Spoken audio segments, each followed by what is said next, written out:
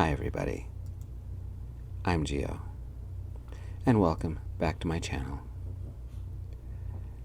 This is Shattered, Part 1. Special thanks go to a person who wishes to remain anonymous for the idea. If you like gay fiction, leave a thumbs up, or even subscribe to my channel. And now, Shattered, Part 1. I stood at the foul line staring up at the hoop, the orange basketball balanced in my hands. I was outside in the late October Vegas afternoon sun, just off the drive leading to my parents' split-story red brick manor. Split-story because you walk into the living room, then either go up a half flight of stairs to the big kitchen, the big dining room, the big bathroom, a couple of big bedrooms, and the bigger master suite, and the gigantic master bathroom. Or take a half flight downstairs to the big living room, big laundry room, bigger utility room, a couple more big bedrooms, and the 4-car garage. It all sits on an acre of sculpted land. Dad does all right for himself. After all, he is the good Reverend Marcus Brent, internet and TV sensation, leader of the Lord's Brightness Evangelical Ministry, and its shopping mall of a church, the Tabernacle of the Lord's Brightness. We don't like each other. Ripley shoots. He scores, I whispered, and bounced the ball. Once, twice, I lifted it up and shot. Of course I missed. The 6-inch scar from the surgery gets the blame. Located on the outside of my right arm, it extended from a couple inches from my wrist almost to my elbow. I'd only gotten the brace off this morning, and the doctor had removed the pins, but it would take weeks for me to build my arm's strength back. That was why I stayed at my parents' place. It was closer to my doctor. I lived in Dead Man's Butte. My doctor and parents live in Vegas. Dead Man's Butte is an hour north of Vegas, if you drive. I don't have a car. Buses take a lot longer. I ran after the ball, caught it, and this time I placed myself halfway between the hoop and the foul line. Bottom of the fourth quarter. Coach is taking a risky move and putting an unknown in. 22-year-old Ripley Brent, a junior who showed promise, but a tragic accident might have ruined his career.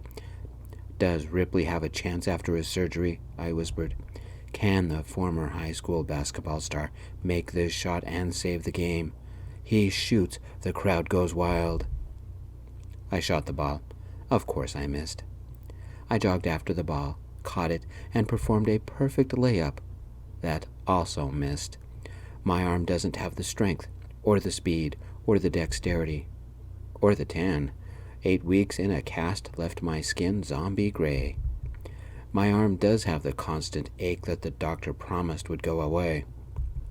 I shot again and again and again, but the skills I had back in high school were gone. No matter how much I practiced, I couldn't make any shot. Taking a break, I drank from my water bottle and then picked up my shirt to wipe the sweat from my forehead. My glory days were over. My phone said I had 30 minutes before I had to leave to catch the bus. An older model, dusty green Chevrolet Impala pulled up. I didn't recognize it, but I could guess who rode in it. My older sister, Chelsea Brandt. Mom and Dad's sweet, innocent child who wasn't so sweet and innocent, and at 23, she definitely wasn't a child. Chelsea was blonde, was tanned from a bottle, and her idea of roughing it was going into a room set at 75 degrees Fahrenheit. She sat in the car, waiting for her current beau to get out and open her door.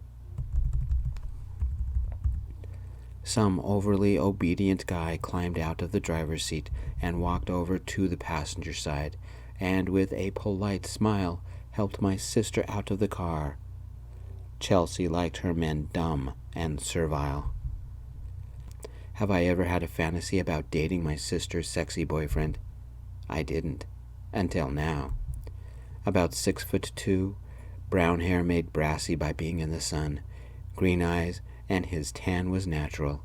He wore a loose-fitting white t-shirt with the words Maniac Tennis on it in bold, blood-red letters, and he wore dark gray shorts. He didn't wear socks, but black sandals. A thin dark leather anklet was on his left leg. Under his shirt he wore a silver chain that seemed to have something hanging from it. It was probably something religious, because that's all my family did these days. Hello, Dad's a reverend. Me, I'm Ripley Brandt, the family outcast. I'm not religious. I lean towards atheism, but I like to believe something's out there. Just not the same something my family believes in. Don't tell my dad, but I believe God listens to gay people too. My sister's boyfriend was rugged and nice to look at. The guy must go to a gym or went jogging or something. He had the muscled pecs and the slim waist to prove it. His arms weren't bad either, or his shoulders, or his legs, or his back, or any other part I could see.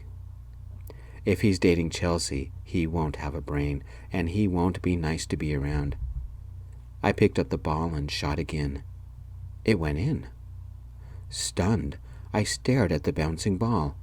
I had scored, the first shot this afternoon.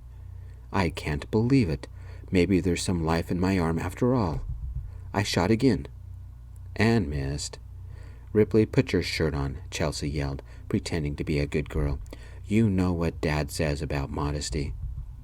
You know what Dad says about sleeping around, I mimicked, and shot again. Wouldn't you know? The second basket of the afternoon. Ripley, you're a damn loser, Chelsea said, and flipped me off like a respectable Bible-thumping girl should, and headed into the house. Toss me the ball, Chelsea's cute date said.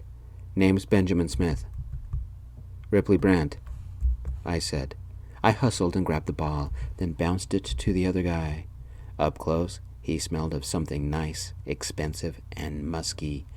Would it be too forward to ask him what cologne he used? Benjamin stood at the foul line, aimed, and shot. It hit the rim, bounced once, and fell in. Good shot, I said, running after the ball. Careful of my right arm, I dribbled the ball back to the foul line. For about 15 minutes, we shot hoops. Well, Benjamin shot hoops. I kind of threw the ball in the general direction of the basket. There was something odd about Benjamin. He actually had a brain and was pleasant to talk to. How did Chelsea find a nice guy? What happened to your arm? Benjamin asked. Some friends dared me to stand in the back of their truck, I said. And? Benjamin asked. They gunned it. I landed on my arm. 3 breaks in the tibia, 2 in the ulna, 2 surgeries, 5 pins, a mother of a cast, and 8 weeks later, the doctor let my arm see sunlight again. The doctor removed the pins this morning, I said, displaying the little marks on my forearm where the doctor had worked on me. Ouch, Benjamin said, bounced the ball a couple times, and made the shot. Benjamin, wouldn't you rather hang out with sexy me than my brother? Chelsea said, with a seductive twang, and opened the door. Your brother seems like a nice guy, but you've never mentioned him. Why not? Benjamin said. He's rude, and he's gay, and he's been leeching off us since yesterday, Chelsea snorted. She said it like I was sick and contagious. I wish he'd leave. When was the last time I was here? Christmas? Do we have to do this every time I come over? I said. A sudden warmth flooded my cheeks, and I let the ball roll to a stop. Can't you stop? Mom says it's all your fault, so don't come around, my sister said. Benjamin didn't say anything. The bus left in 15 minutes. I might as well pack my things and leave now. F you, Chelsea, I said. Dad doesn't allow swearing. Come inside, Benjamin, but be careful my brother doesn't stare at your butt, Chelsea said, holding the door open. I slammed the ball as hard as I could, using my right arm. That was a mistake. A sudden flash of pain throbbed through my entire arm and shoulder. My eyes watered. Had I broken it again? Damn, I said under my breath, somehow enduring the pain. Be gentle, the doctor had said. Don't lift anything heavy for a few weeks, the doctor had said. Light exercise only, the doctor had said. Your arm needs to heal, the doctor had said. The pain stabbed up and down my arm. Damn, damn, damn. I held my arm tight to my body and closed my eyes. My arm screamed. Are you okay? Benjamin said. I shook my head and tried to keep a straight face. Were my cheeks wet? Do you have any pain meds? Benjamin said. The doctor had prescribed me a dozen pills for times like this. I marched to the house. Ew, Ripley, you're sweaty and you stink, Chelsea said, slamming the door shut ahead of me. Chelsea, that was rude, Benjamin said, and opened the door for me. My medication was on a shelf in the kitchen because Dad wanted to keep track of it. Like I'm going to abuse 12 pills. I filled a glass of water and took one pill. Chelsea took the jar of peanut butter out of the cupboard and found a spoon and dipped the spoon into the jar. Chelsea, you don't have to be a damn jerk, I said. Chelsea licked the spoon clean, then dipped it into the peanut butter, giving me a vicious smile.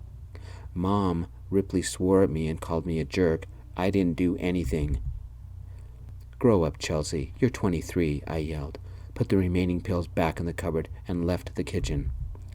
Ripley, we've spoken about this. If you ever want to stay with us again, respect your sister and apologize, Mom yelled from one of the back rooms. Chelsea pulled the spoon back out of the peanut butter and triumphantly licked it clean. I left the kitchen, pulling my shirt on, but I didn't apologize. My pack and clothes were by the couch in the downstairs family room. I didn't have a room. Dad converted it to his office the weekend after I moved out. The family wanted me gone. Why did I come back?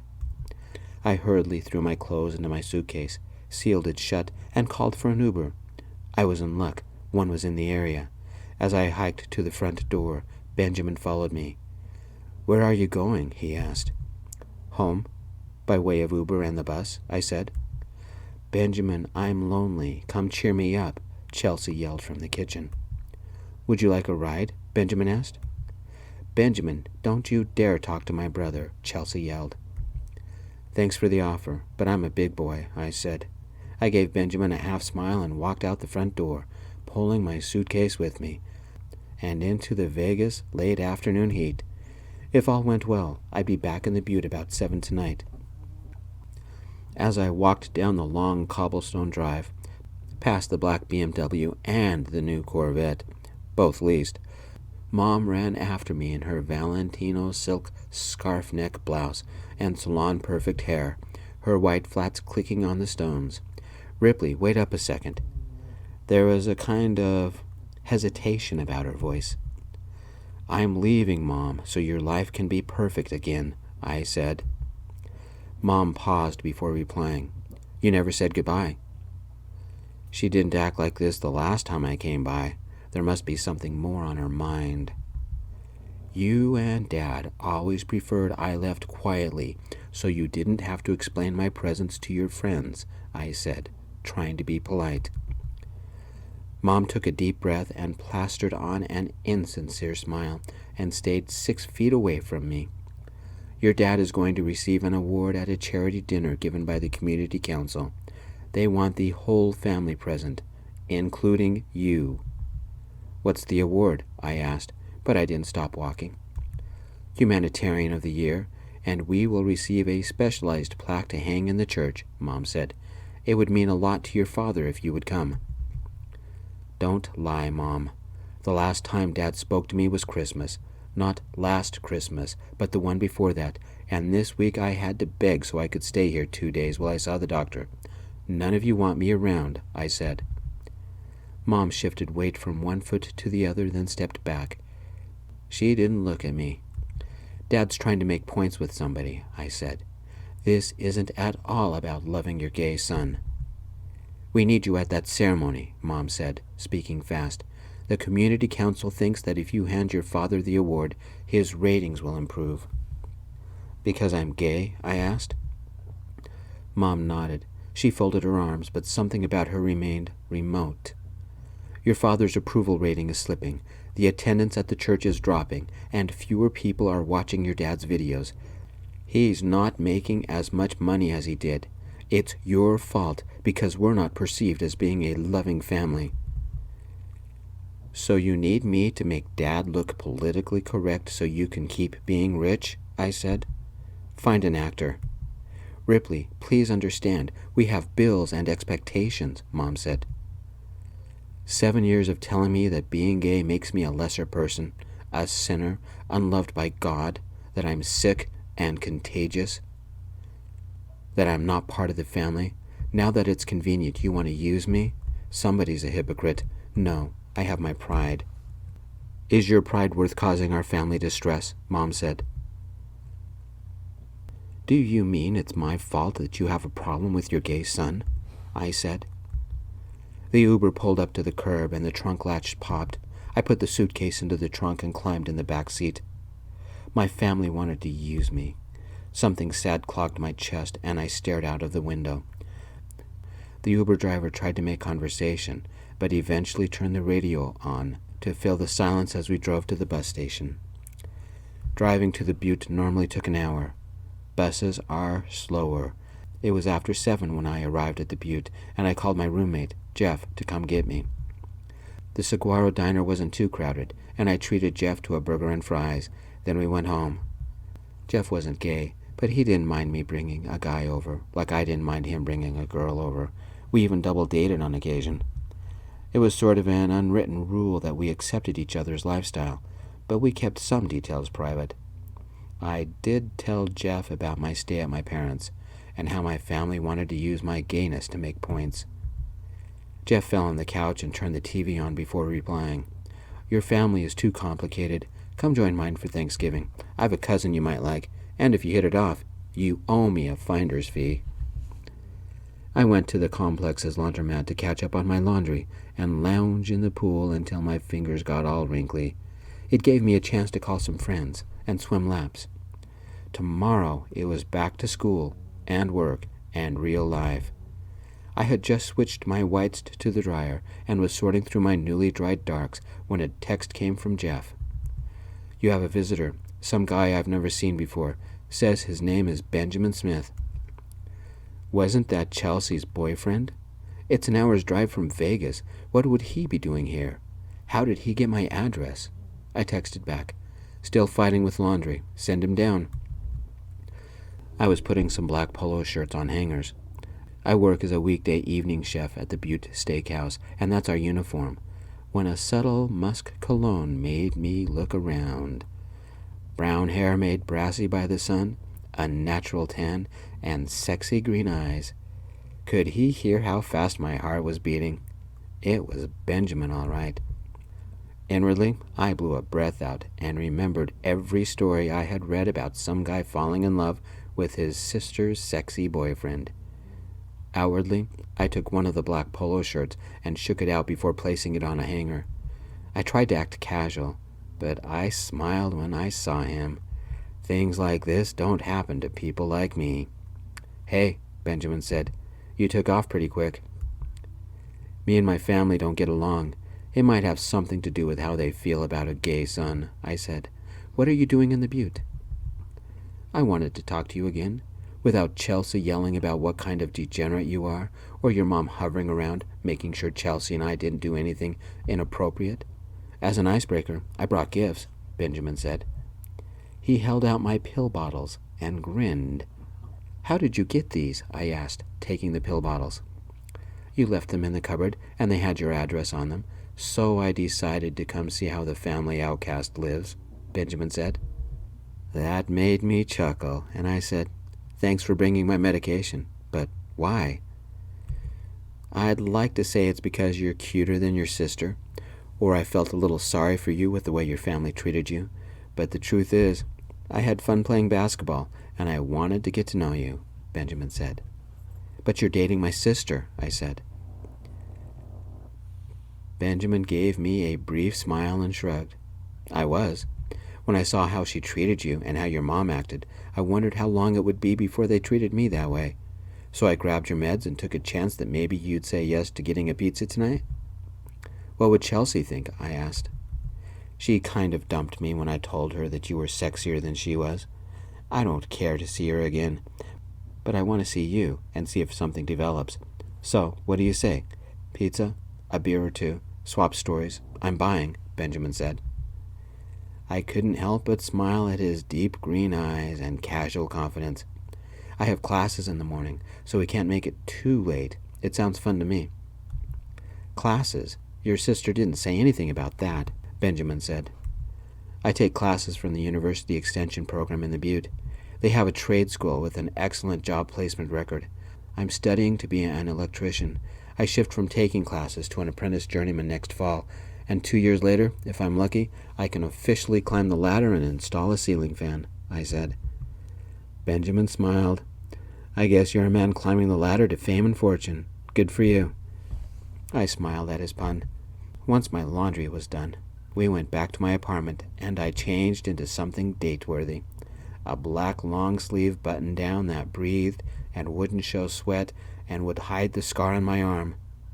My new khaki shorts, a thin silver chain necklace with a matching chain anklet on my right leg, and dark leather sandals. To finish my ensemble, a little bit of mousse to style my hair, a spritz of Hugo Boss to make me smell desirable, my vintage 1900 leather suede newsboy Gatsby cap tilted at a rakish angle because it's so cool, 2 silver studs in my right ear, and I was ready to break Benjamin's heart. I especially liked the cap, a rare find at the thrift store. I had oiled the ancient dark brown leather and polished it and sewed a satin forest green lining inside. The cap looked showroom new. It made me feel stylish, like I was somebody rich and special and important. I had to look good for our first date. Does this mean Benjamin is gay? Or bi? Or a straight guy feeling sorry for me? Maybe he's new in Vegas and needs a friend. Then why travel all the way to the Butte? While we waited for our pie, Benjamin leaned on the table as if studying me, and then he asked, Why do your parents treat you like that? You don't seem like much of a family. Should I trust him with the truth about the good Reverend Marcus Brandt and his family? I guess it was time to get personal. We had been a family, but that ended when I was 15 and told my parents I was gay, I said. That doesn't sound like it went over well, Benjamin said. Mom said that me being gay was impossible because nobody in her family or Dad's family was gay. Dad handed me a Bible and a list of scriptures and a pen and told me to start copying by hand, I said. Why? Benjamin asked. Every scripture he gave me was an instance in the Bible of how love between men was a sin, and for good measure he included a list of every scripture condemning sexual immorality, I said. He had a list of all that? Is he psycho? Benjamin asked. I don't think I was the first person Reverend Dad had told to do this, I said. How long did it take to write all that down? Benjamin asked. It took me 2 weeks, and when I was done I threw the 30 pages on Dad's desk and said, The ancient Hebrews and Christians must have been the most immoral people on earth because there were so many scriptures against it. Keep your Bible and religion to yourself. I'm becoming an atheist. Dad didn't like that, and we fought. That was the first night I stayed at friends, but it wasn't the last, I said. The waiter brought our pizza over and set it on the table. My parents treated me with an arm-length approach. We were fine as long as I pretended I was straight and stayed away from any topic dealing with homosexuality, I said. Benjamin took a slice and dusted it with Parmesan. I wasn't allowed to bring friends home because my parents thought we might kiss or hold hands. What if Dad's congregation found out their reverend had a gay son? I said, taking a slice. Why did you come back home today? Benjamin asked. Yesterday, actually. I don't have a car, and it's nearly a 2-hour bus ride to get to Vegas to the family doctor, I said. Maybe you should switch doctors, Benjamin said. The following Saturday, Benjamin called. He drove up to the Butte, and we went for a picnic at Railroad Junction Park. Of course I wore the cap. Our second date. We talked all afternoon and had sushi before he went back to Vegas. On Wednesday, on our 1-week anniversary, I was told a customer at table 14 wanted to see me. I seldom meet customers because I'm in the kitchen cooking all the time. It also meant I never see tips, unless they're sirloin. That's a little chef humor. It had to be Benjamin, and I almost skipped to the table. I wore the black polo with the Butte Steakhouse on the left breast, and an apron stained with our special barbecue sauce, and something red had smeared across it. Instead of my usual cap, I wore a hairnet. Only one person was sitting at table 14. It wasn't Benjamin. It did sour my stomach.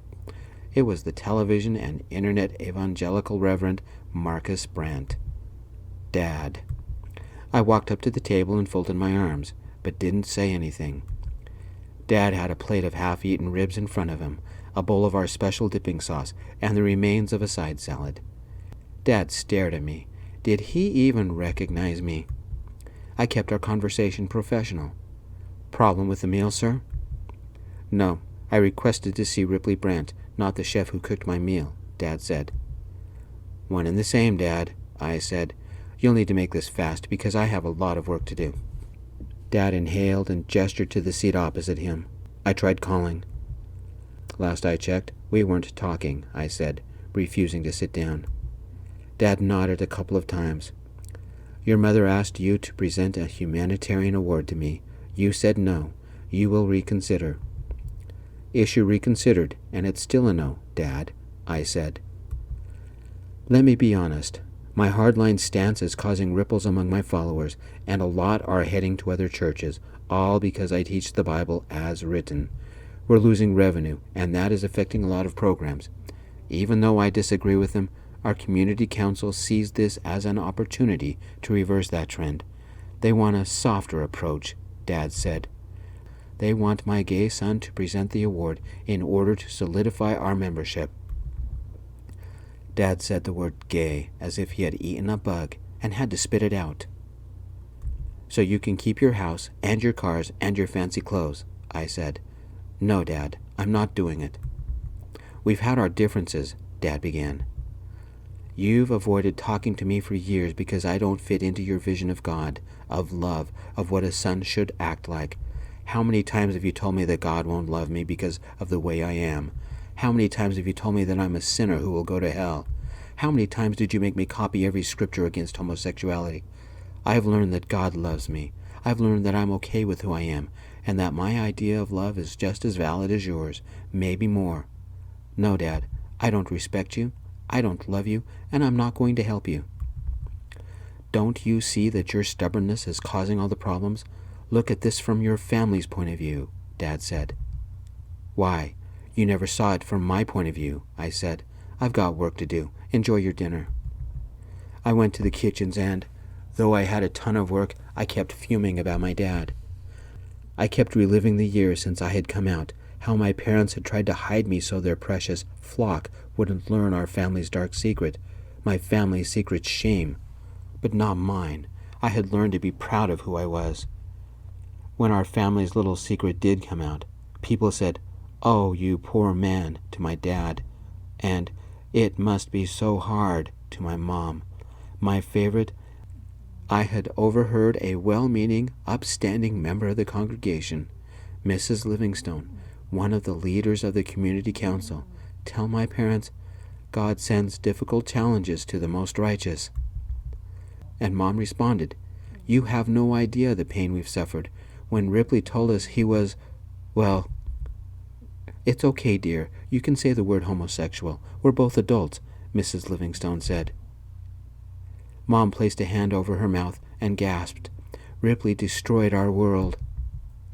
That was the last time I went to Dad's church. Chelsea had sneered later, "It's better you don't come because you embarrass the good people." Dad, Mom, and Chelsea wanted the gay issue to disappear because otherwise they'd have to rethink their definitions of love and respect.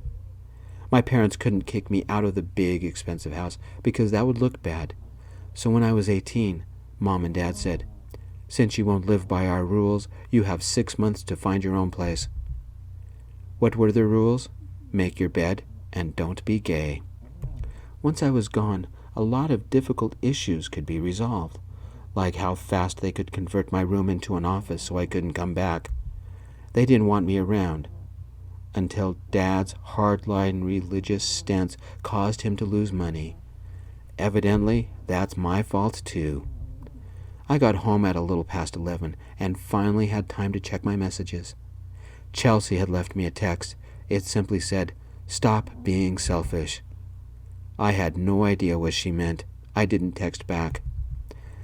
Benjamin had left a message hours ago. "I want to see you again. I'm in the mood to go dancing. You free Saturday night?" I texted, "Butte's Steakhouse does line dancing, and Lupe's does regular dancing." He texted, "Do you have to wear cowboy boots and plaid shirts to go line dancing?" This would be fun. Just what I need to forget about my family. I texted back, "I don't own cowboy boots. Line dancing it is. I'm volunteering at the Rainbow Palace Saturday afternoon. Pick me up there." "What's that?" he texted. "A couple of years ago, me and some friends arranged a not-for-profit sanctuary we call the Rainbow Palace. It's the Butte's LGBTQ informal outreach program, with a social worker volunteering to counsel the kids, and it's a place I wish I had growing up. The kids have a place to hang out when life gets weird.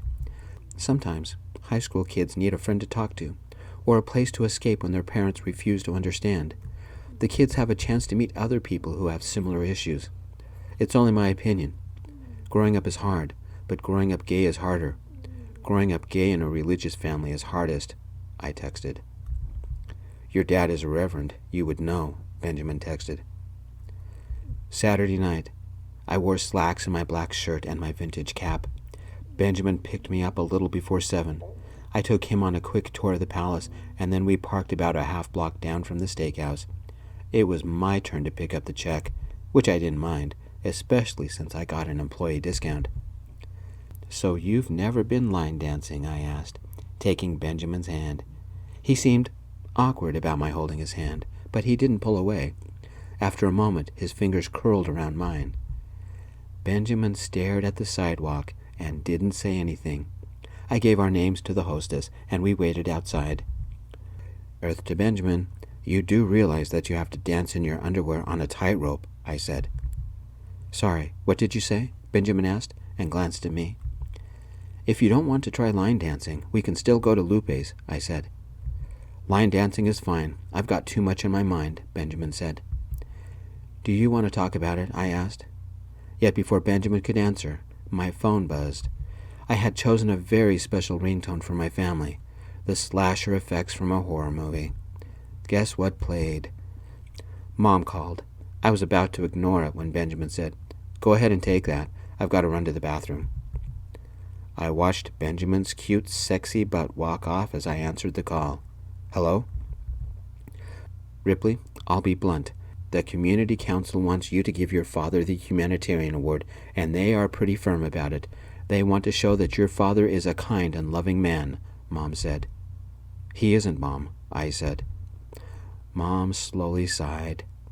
"I know we've had our differences, honey, and I've tried to be patient with you, but you're the only person who feels that way. We don't like what you've done to our family, but you are required to be at this ceremony. You will give him the award," Mom said. "What I've done? What about how you've treated me?" I said. "It is your fault, Ripley. You knew your father was a reverend, and you knew the church's stand on homosexuality, and you knew what you were doing was wrong, and you knew," Mom said. "What do I know? For a congregation who is supposed to practice love, all they do is practice hate and intolerance. Where was my loving mom for the last 7 years? She was at hair salons and nail salons and social clubs and church groups. Where was my sister? Sleeping with any man she could get her hands on. Where was my dad? Making sure his congregation didn't find out about his gay son. Don't I deserve a loving family? I guess not," I said. "I get that you're bitter, but it's your own fault. You either choose to belong to our church and our family, or you choose to be gay. There is no middle ground," Mom said. "I am who I am, but there's no use trying to convince you, any of you. You have already decided that I'm not worthy to love," I said. "You are a stubborn, arrogant bastard. Do this for us, for the parents who sired you, because you owe us," Mom said. Is that a guilt trip and bribery rolled into one? Is wanting my parents to act like a family too much to ask? Is wanting my parents to respect me and love me too much to hope for? I guess it is. No, Mom, I will not give Dad this award," I said. The community council won't budge. Either you give the award or your dad doesn't get it, Mom said. We need this, so stop trying to be the victim when your family, me especially, are the real victims. Do you want me to beg? Like you've made me beg for any scrap of attention? Like I had to beg to stay overnight so the doctor could remove the pins? You've kept me hidden away for years, so I'm doing just like you wanted. I'm staying away, I said. Goodbye, Mom. Wait, I haven't told you everything. They're giving a cash donation in addition to the plaque. $100,000. That's a lot of money, and the award video will go viral. We'll see your father's congregation grow internationally, Mom said. And the donations will be manna pouring from heaven. I should have known. It all comes back to money, I said. We can pay you, say $1,000, Mom said. You have got to be kidding. The only reason you want to talk to me is because I can get you free money, I said. That really hurts, Mom. What kind of a person do you think you raised? I thought you'd honor your parents. Will $5,000 change your mind? Mom said. Good thing I don't have a lot of bills, I said. Do you realize how stupid you're acting? This is an opportunity for your family, and you are ruining it. You've caused your family nothing but problems, shame, and embarrassment. Can't you pretend to be a loving son for 10 grand? Do you want more? You used to love your family. Why don't you show it? Mom yelled. You think this is about money? You think this is about me? You and Dad and Chelsea made your feelings pretty clear over the last few years, I said. The answer is no, and will always be no. Mom hung up. Good thing Benjamin wasn't here because I was shaking inside. Mom's offer was tempting, and I almost said yes, but it wouldn't erase these last few years. I'd rather have a family than the money. Party of 2 for Brent, the hostess said. Right here, but my partner is in the bathroom, I said. I followed the hostess to a table, and I quickly texted Benjamin the table number. His reply came a few minutes later. Who ever heard of a men's room having a line? Give me a minute. This was one conversation I would never tell Benjamin about. Who would ever believe me? I mean, who would turn down 10 grand? Me, the only person in the world who would rather have someone love him for who he really was than any amount of money. I'm a pathetic, screwed-up gay idealist who believes in fairy tales. Throw poor in there somewhere, and that's a pretty good description of my life. The problem that bothered me? That kind of money would really help the Rainbow Palace. You look depressed, Benjamin said, taking a seat opposite me. Just tired, I said. I'm the one who drove all the way up here, past the caffeine, instead of the beer, Benjamin said. We ordered a well-done steak for me with a side of jalapeno corn and a salad, some kind of breaded chicken fingers and 2 sauces to dip in for Benjamin. After tall iced coffees, I think we both relaxed, and while we waited for our food, we joined the line dance. I've been line dancing before. When Jeff and I double dated, we often came here. It was also a great first date spot. Benjamin and I were growing closer, but we weren't that close. Yet, we hadn't even kissed. Something about him seemed reluctant or shy. Maybe me being the brother of the woman he once dated kept a barrier between us. Or he was experimenting. Was Benjamin a cautious bi-curious? He was attracted to me, but not sure what to do about it. Maybe he was a little nervous. Maybe he was a little timid. Maybe he felt a little guilty because he might get caught. Maybe he felt a little excited because he might get caught. Perhaps Benjamin wasn't sure if he liked guys intimately, but he was willing to try. No wonder he was going slow. I'm his first gay experience. If I moved too fast, I'd scare him off. I can go slow, too. Maybe given time, we can develop something, and it can turn into a very special friendship. The song was called Kick Your Boots Up, and we danced next to each other, copying the moves of somebody next to us. When our dinner arrived, we were both laughing, and I made no attempt to hold his hand, or sneak a kiss, or say anything flirty. We were a gay guy and a timid, curious guy on a night on the town. That I can respect. It was about 11 when Benjamin took me home. I took his hand and placed it on my heart. I had fun tonight, but I don't think either of us are ready for the next step. You're welcome to sleep on the couch, or I'll sleep on the couch, and you can leave in the morning. But I don't want to rush what we have. Some people are too special. I think you're pretty special. His shoulders relaxed a little, and his mouth gave a soft grin. I thought you gay guys jumped into bed any chance you got. I don't think Benjamin realized what he just admitted to. I was right. By curious and shy, I'm his first gay encounter. I replied, "Your virtue is safe with me. Besides, if you stay for breakfast, I make some mean chocolate chip pancakes. I'm also pretty good with steak and eggs." Benjamin held up his hands as if to say, "I surrender," and he said, "Got an extra blanket?" Both Benjamin and Jeff were still asleep when I started breakfast. The smell of fresh coffee and pancakes and fried steak brought them to the table. Benjamin and I walked around downtown Dead Man's Butte for an hour or so before the heat hit, and towards the end I dared to take his hand. At first, he seemed reluctant for anybody to see us, but he relaxed when he saw that we weren't the only gay couple holding hands. The Butte has a thriving gay culture. That's why I like it up here. Right before Benjamin left, I said, "I'd like to kiss you sometime, but only when you're ready." "How did you know that I've never kissed a guy before?" Benjamin said. "Small signs," I said. "I'm not going to rush what we have. We'll travel at rowboat speed." Benjamin blushed and looked away. I promised my parents that I would stay a virgin until I married. Benjamin? A virgin? A good-looking guy like him was a virgin?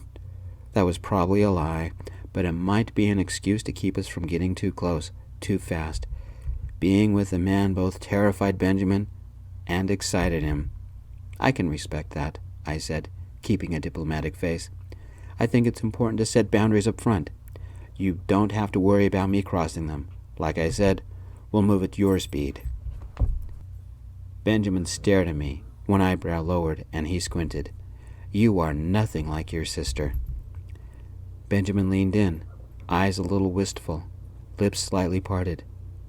"I don't like peanut butter," I whispered, and leaned in to meet him. Our lips brushed against each other. The kiss was warm and soft, merely a whisper of a kiss, a gentle touch. His first kiss with a man. This was more than enough for a first time. Benjamin pulled back, and a small smile caressed his lips. "Call me when you get back to Vegas?" I asked. Benjamin nodded, still smiling, climbed into his dusty green Chevrolet, and drove back to Vegas. I had done something right and moved glacially slow. Why did it make me so happy? Thank you, friends, for listening. Part 2 is coming soon. Peace.